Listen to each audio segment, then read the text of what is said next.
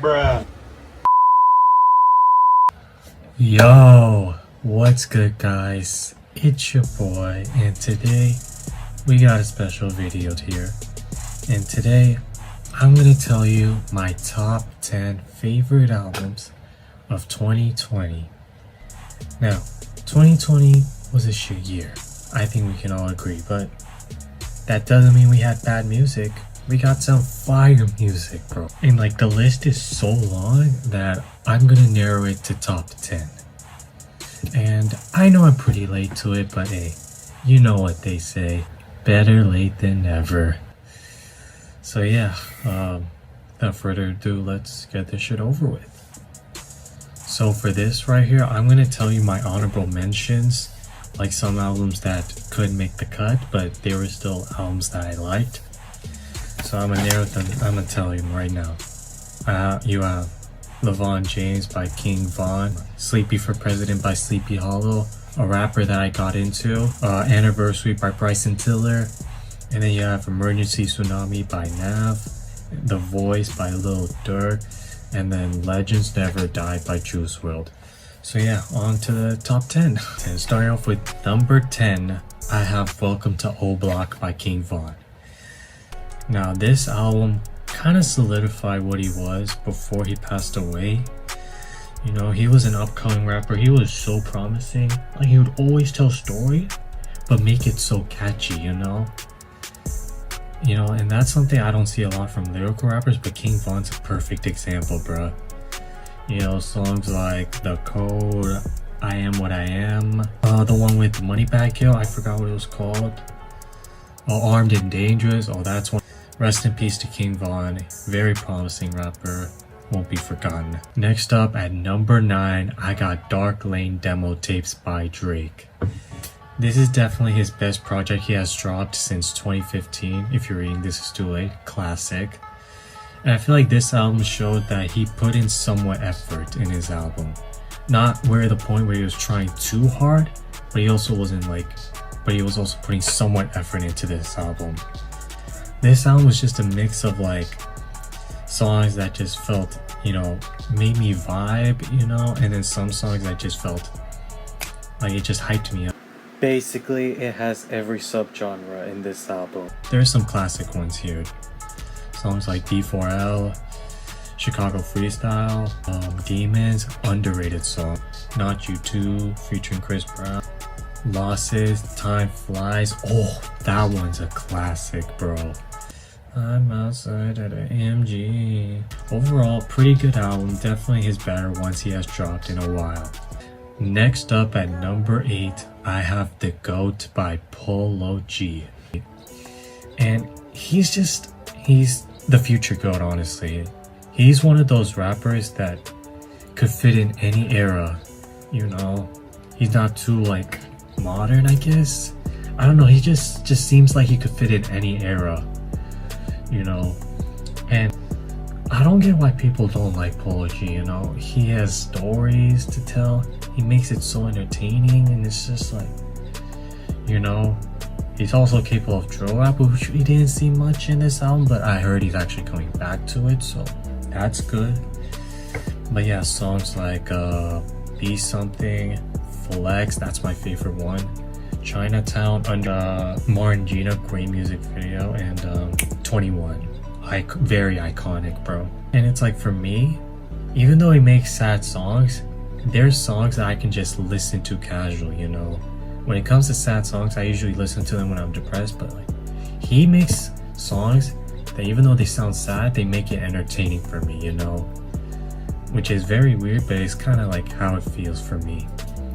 So yeah, overall, great album. He's very promising, yeah. Next up at number 7, I got High Off Life by Future, and man, I was impressed with this album right here.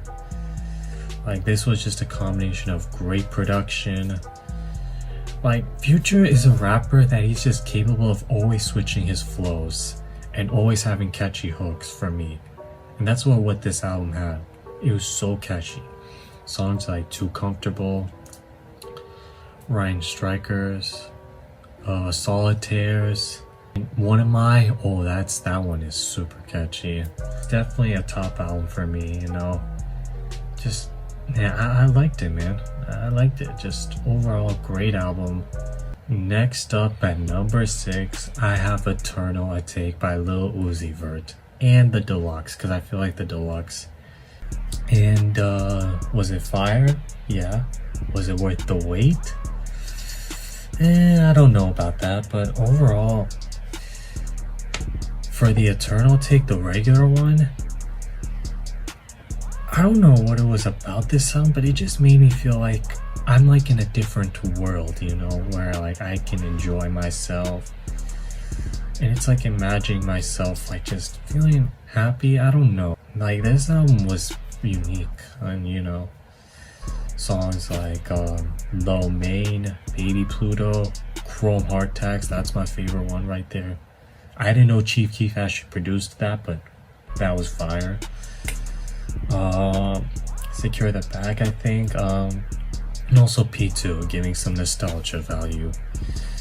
And then for the deluxe, I would actually prefer the deluxe over the regular one, just because some of these songs just gave a lot of old Uzi vibe, you know, gave a nostalgia Uzi, and some of these songs were just so unique on its own. And the features also, the features were amazing, bro. They killed it. Songs like Money Spread, Strawberry Peels, oh my god, that one was nice. No Auto, What's Up, Yes Sirski, Leaders, oh my god, like all, like these are all like just classics, bro. They're just straight up bangers, bro. Uzi's just always consistent making bangers, you know. That's what I love about his music. He just always find ways to have consistent bangers and never have like misses, you know. But yeah, Eternal Take, that's number 6. And number 5, I got Man on the Moon 3 by Kid Cudi. Wow, this album, man. By the way, fire album. Whoever made the album cover, that was fire, bro. Probably one of the best album covers I've seen. But yeah, this one just felt like I was like, I don't know, finding, like this album just gave like the story of like finding who you are. It felt like you were in space, I guess. It's why it's called Man on the Moon. But it just felt like I was discovering who I am, but like in a different reality. I don't know. It was so unique, and it just gave me a whole different vibe of this album. You know, songs like Tequila Shots, Heaven on Earth, Rockstar Nights with Trippie Redd, and Show Out. Oh my god, that man, you know, I never knew he was capable of making drill sounds, you know.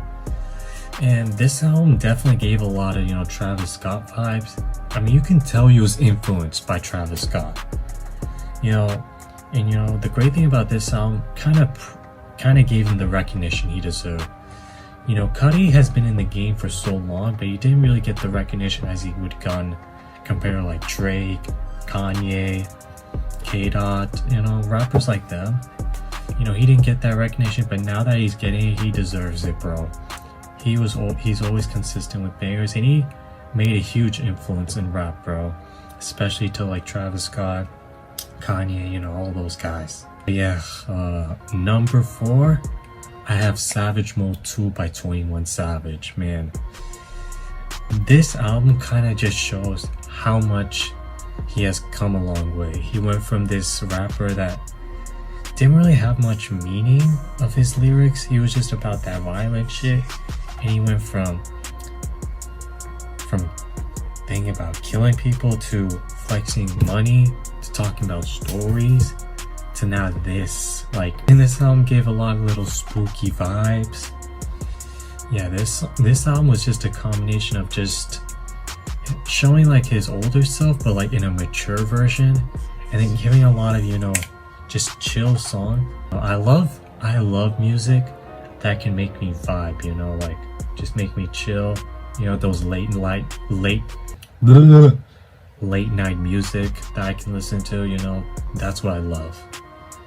And then for those vibes, songs like Rich Boy Shit, I can't say that, Rest, Rest in Peace Love, that one was nice. No Op Left Behind. And then other songs like Runnin', that was fire. Snitches and Rats. And plus, the best of all, they had Morgan fucking Freeman, bro. Like, what? If you can bring Morgan Freeman into an album talking about snitches, bro, this should automatically be a top 5, bro. Not even a debate. You know, Metro Boomin, of course, had fire production, just showing like he's the best producer in the game.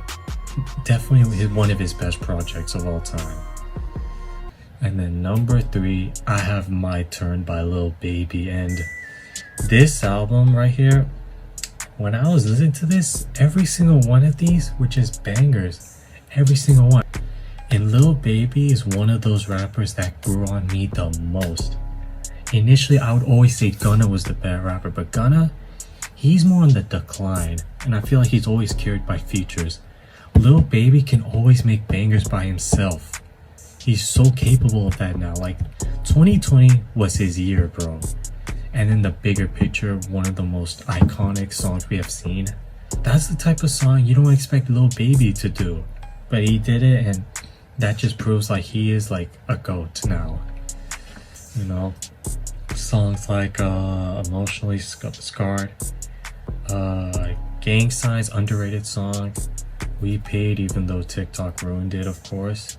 The song with Lil Wayne, Future. I can't remember them, but I know most of them are like bangers for me.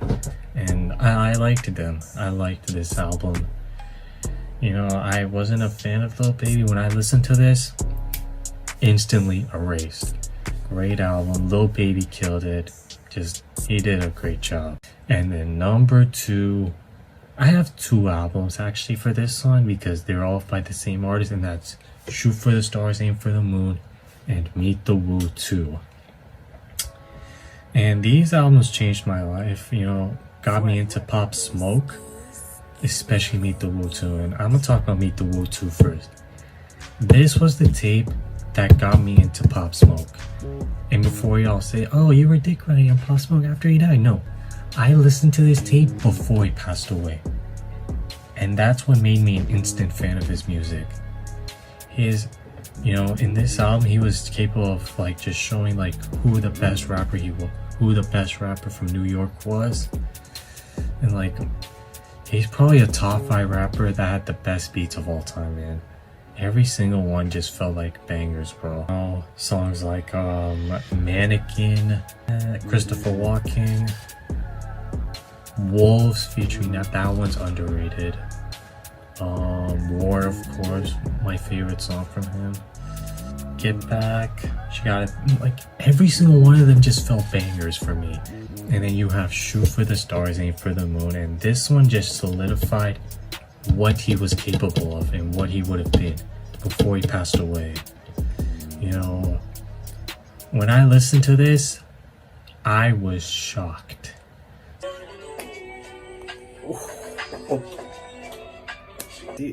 That just proves that Pop Smoke can be versatile, bro. This dude could sing, bro. Songs like For the Night, even though the baby ruined it. The Woo, my favorite one from there.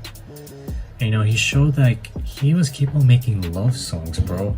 He was more about that violence killing shit, but he was more about that love song as well.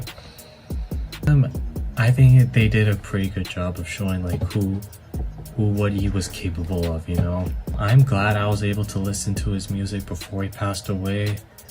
You know, it made me a fan of him before, you know, everyone started dick riding on him, and then all the white girls started to make songs from him, even though they didn't know who the fuck he was, and started posting that shit on TikTok. But that's not the point, you know.